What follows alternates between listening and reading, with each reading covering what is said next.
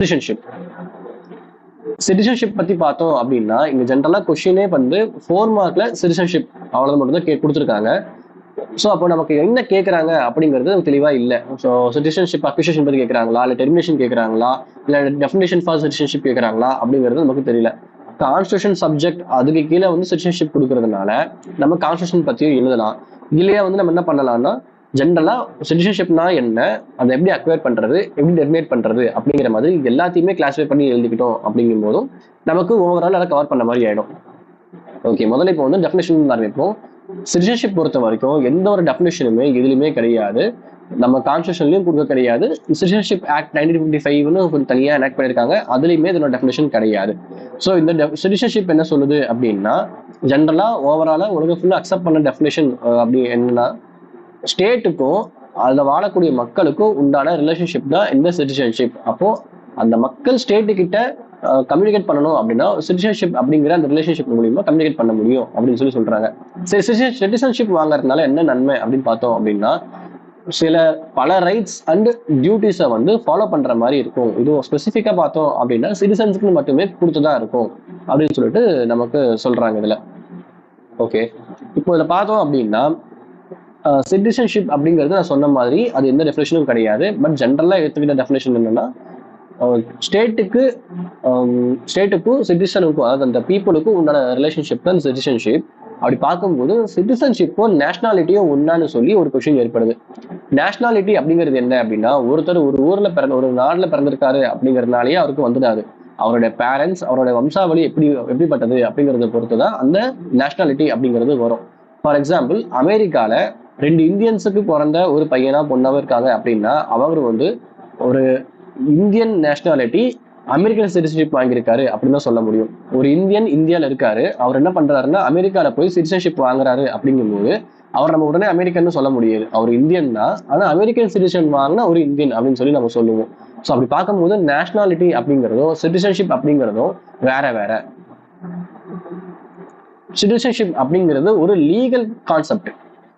சட்ட ரீதியா என்னென்ன கிடைக்கும் நமக்கு சிட்டிசன் அப்படின்னு சொல்லப்படுற பர்சனுக்கு என்னென்ன கிடைக்கும்னு சொல்லக்கூடிய விஷயம்லாம் சிட்டிசன்ஷிப் கீழே வந்துடும். நேஷனாலிட்டி அப்படிங்கிறது என்ன அப்படின்னா அது லீகல் கான்செப்ட் கிடையாது, அது ஒரு மாரல் அண்ட் ரேஷியல் கான்செப்ட், ஒரு இன சம்பந்தப்பட்ட ஒரு விஷயம் தான் இந்த நேஷனாலிட்டி. இவர் இந்தியன் இனத்தை சேர்ந்தவர், இவர் வந்து ஒரு ஸோ இந்த மாதிரி ஒரு இனத்தை பேஸ் பண்ணி வரக்கூடியது நேஷனாலிட்டி. சிட்டிசன்ஷிப் அப்படிங்கிறது அப்படி கிடையாது. நம்ம யார் வேணா எந்த காலத்துல வேணா எந்த நாட்டினுடைய சிட்டிசன்ஷிப் வேணா வாங்கிக்க முடியும். ஆனா நேஷனாலிட்டி அப்படி வாங்க முடியாது. எப்படி பிறக்கிறாரு, யாருக்கு பிறக்கிறாரு அப்படிங்கிறது பொறுத்து தான் இந்த நேஷனாலிட்டி அப்படிங்கிறது வரும். சரி, அப்போ சிட்டிசன்ஷிப்பும் ஏலியனும் அவங்க 2 பேத்துக்குமே ஒன்னே தானா, என்னென்ன வேறுபாடுகள் இருக்கு அப்படின்னு பார்த்தோம் அப்படின்னா ஏலியன்ஸ் அப்படிங்கிறவங்க யாருன்னா வேற மாநிலங்களை சார்ந்தவங்க, ஐ மீன் வேற நாட்டை சார்ந்தவங்க. அவங்க வேற நாட்டை சார்ந்தவங்க மீன்ஸ் அவங்களுக்கு வந்து சிட்டிசன்ஸ் கிடையாது, ஒரு ஃபாரினரா இருப்பாங்க, ஒரு ட்ரிப்புக்காக வந்திருப்பாங்க, இல்லை ஒரு வேலை செய்யறதுக்காக வெளிநாடுகள் இருந்து இங்க வந்திருப்பாங்க. ஸோ இவங்கெல்லாம் வந்து ஏலியன்ஸ் அப்படின்னு சொல்லுவோம். இவங்களுக்கும் சிட்டிசன்ஸ்க்கும் என்ன டிஃபரன்ஸ் இருக்கும்னா சிட்டிசன்ஸ்க்கு எல்லா ரைட்டுமே கான்ஸ்டியூஷன் சொல்ல எல்லா ரைட்டுமே அப்ளிகபிள் ஆகும். பட் இந்த ஏலியன்ஸ் அப்படின்னு சொல்றவங்களுக்கு வந்து கான்ஸ்டியூஷன் சொல்லப்படுற எல்லா ரைட்டும் அப்ளிகபிள் ஆகாது. சில ரைட்ஸ் அப்ளிகபிள் ஆகும், பல ரைட் அப்ளிகபிள் ஆகாது. ஃபார் எக்ஸாம்பிள், ஓட்டு போடுறது அப்படிங்கிறது வந்து சிட்டிசன்ஸ்க்கு மட்டும்தான் கிடைக்கும். ஒரு ஏலியனா இருந்து நான் பல வருஷமா இங்கே தான் இருந்தேன், நான் வந்து ரொம்ப வருஷமா இங்கே தான் வேலை செஞ்சேங்கிறதுனால ஓட்டுலாம் போட முடியாது. அவர் ஃபாரின் கண்ட்ரி சேர்ந்தவர்னா ஃபாரின் கண்ட்ரி சேர்ந்தவர் தான் கடைசி வரைக்கும், அன்லெஸ் அவர் சிட்டிசன்ஷிப் இந்தியாவுக்கு வாங்கியிருக்கணும். இது ஏலியனுக்கும் சிட்டிசனுக்கும் நல்ல டிஃபரன்ஸ். அடுத்து ஏலியன் எனிமின்னு சொல்லி இன்னொரு கான்செப்ட் இருக்கு. அவங்க யாருன்னா வேற நாட்டை சார்ந்தவங்களா இருப்பாங்க, இங்க வந்திருப்பாங்க, திடீர்னு நமக்கும் அந்த நாட்டுக்கும் வந்து ஒரு போர் ஏற்பட்டிருக்கும். ஸோ அந்த நாட்டை சார்ந்த இந்தியாவுக்கு எல்லாத்தையுமே வந்து நம்ம என்ன சொல்லுவோம்னா ஏலியன் எனிமி அப்படின்னு சொல்லுவோம். ஓகே, இப்போ சிட்டிசன்ஷிப் வாங்குறதுனால நமக்கு என்ன நன்மை அப்படின்னு சொல்லி பார்த்தோம் அப்படின்னா ஃபார் எக்ஸாம்பிள், இப்போ ஒரு இந்தியன் என்ன பண்றாரு அப்படின்னா சவுதி அரேபியாவுக்கோ இல்லை வந்து ஒரு ரஷ்யாவுக்கோ வந்து போயிருக்காரு, இந்தியன் சிட்டிசன்ஷிப் ஒரு வேலை செய்யறதுக்காக போயிருக்காரு. அங்கே திடீர்னு ஒரு போர் ஏற்படுது அப்படிங்கும் போது இந்தியன் கவர்மெண்ட் என்ன பண்ணுவாங்கன்னா இந்தியன் சிட்டிசன்ஸை காப்பாற்றி கூட்டிட்டு வர்றதுக்காக தனியா ஃபிளைட்ல அனுப்புவாங்க. அப்போ இந்தியன் சிட்டிசன் சொல்லி யாரெல்லாம் சொல்றோமோ அவங்கள மட்டும் தான் கூட்டிட்டு வர முடியும்.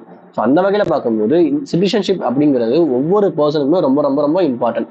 அப்புறம் இன்னொரு எக்ஸாம்பிளும் சொல்லலாம். இப்போ ரீசெண்டாக பார்த்தீங்கன்னா ஒரு ஃபாரின் கண்ட்ரில ஒரு லேடி என்ன பண்றாங்கன்னா அவங்க ஹஸ்பண்டை வந்து கொண்டுடுறாங்க, அவருக்கு டெத் பெனால்ட்டியும் கொடுத்துட்றாங்க. அந்த டெத் பெனால்ட்டி அங்கே வந்து நடைமுறைப்படுத்த வேண்டாம், அது என்னதான் இருந்தாலும் நம்ம இந்தியாவுக்கு தகுந்த மாதிரி நம்ம இங்கே நடைமுறைப்படுத்துவோம், எந்த பனிஷ்மெண்ட்டும் கொடுப்போம்னு சொல்லிட்டு அவங்க பேரண்ட் வந்து இந்தியன் கவர்மெண்ட்டுக்கு அப்ளை பண்றாங்க. இந்தியன் கவர்மெண்ட்டும் அந்த நாட்டு பவர்ல இருக்கக்கூடிய ஆட்கள் கிட்ட வந்து நெகோஷியேட் பண்றாங்க. ஸோ இந்த மாதிரி அவர் இந்தியன் சிட்டிசனுங்கிற ஒரே காரணத்துக்காக மட்டும்தான் இந்தியன் கவர்மெண்டே வந்து அவங்க கிட்ட நெகோஷியேட் பண்றாங்க. ஆக மொத்தம் அந்த சிட்டிசன்ஷிப் அப்படிங்கிறது ரொம்ப ரொம்ப முக்கியம். நமக்கு ஒரு பிரச்சனை ஏற்படுது, வெளிநாட்டு நாடுகளுக்கு நம்ம சொல்லும் போது நமக்கு ஒரு பிரச்சனை ஏற்படுது அப்படிங்கும்போது நமக்கு பேஸா நமக்கு வந்து ஹெல்ப் பண்றதுக்காக நம்ம கவர்மெண்ட்டே நமக்கு சப்போர்ட் பண்ணும், நம்மளை காப்பாற்றி கூட்டிட்டு வர்றதுக்கு எல்லா வேலையும் செய்யும். நமக்கு அங்கே இருக்கும்போது ஏதாவது பிரச்சனை ஏற்படுது அப்படின்னா இந்தியன் கன்சுலர்கள், இந்தியன் டிப்ளமேட்ஸ் கிட்ட நம்ம வந்து பேசுறோம் அப்படிங்கும்போது நமக்கு வேண்டிய ஏற்பாடுகளை ஹெல்ப்பை வந்து அவங்க செஞ்சு கொடுப்பாங்க. அப்போ சிட்டிசன்ஷிப் அப்படிங்கும்போது நம்ம ஊர்லயே இருக்கும்போது நமக்கு அதோட அருமை பெருமைகள் வந்து அவ்வளவா தெரியறது இல்லை. ஆனா வெளி நாடுகளுக்கு போகும்போது நமக்கு அதோட இம்பார்ட்டன்ஸ் என்ன அப்படிங்கிறது நமக்கு தெரிய வருது. போர் சூழல்கள்ல வந்து நம்மளை அங்கிருந்து கூட்டிட்டு வர்றதுக்கும், அப்புறம் ஏதாவது நோய் பிரச்சனைகள் இல்ல வந்து ஏதாவது நமக்கு ஏதாவது பிரச்சனை ஏற்படும் போது அந்த மாதிரி சூழ்நிலையில நம்ம கவர்மெண்ட்டே வந்து நம்மளை அங்கிருந்து கூட்டிட்டு வர்றதுக்கு, நமக்கு வேண்டிய ஹெல்ப் செய்யறதுக்கு இந்த சிட்டிசன்ஷிப் அப்படிங்கிறது ரொம்ப ரொம்ப முக்கியம். ஒருவேளை நாம அந்த சிட்டிசன்ஷிப்பை ரெனௌன்ஸ் பண்ணிட்டு இல்ல டெர்மினேட் பண்ணிட்டு நம்ம அந்த நாடுகள்ல இருந்தோம் அப்படின்னா நமக்கு இந்த மாதிரியான ஹெல்ப் கிடைக்கவே கிடைக்காது.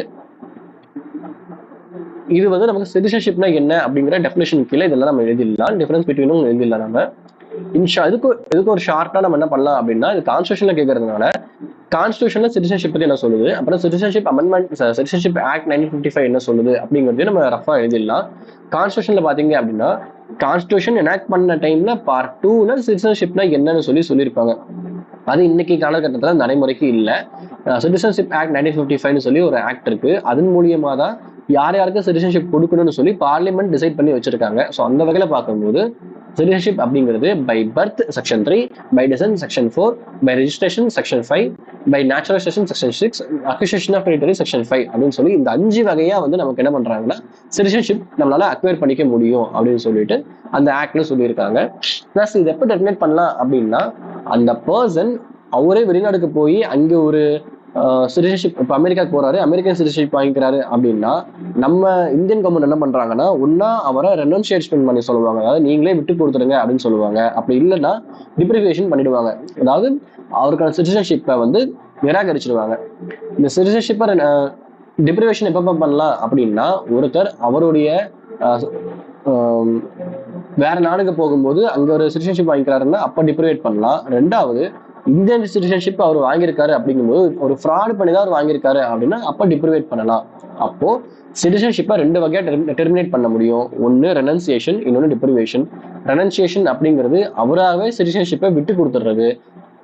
டிப்ரிவேஷன் அப்படிங்கிறது என்னன்னா 2 காரணத்துக்காக டிப்ரிவேட் பண்ண முடியும். ஒன்னு, வேற நாட்டினுடைய சிட்டிசனா அவர் மாறுறது. ரெண்டாவது, ஃப்ராட் மூலியமா இந்தியன் சிட்டிசனா அவர் ஆகியிருக்காரு அப்படின்னா அப்போ நம்ம கவர்மெண்ட், இந்தியன் கவர்மெண்ட் டிப்ரிவேட் மூலியமா அவருக்கு சிட்டிசன்ஷிப்பை வந்து பிடிப்பாங்க. ஸோ இதான் சிட்டிசன்ஷிப்புக்கு உண்டான ஒரு கண்டென்ட்.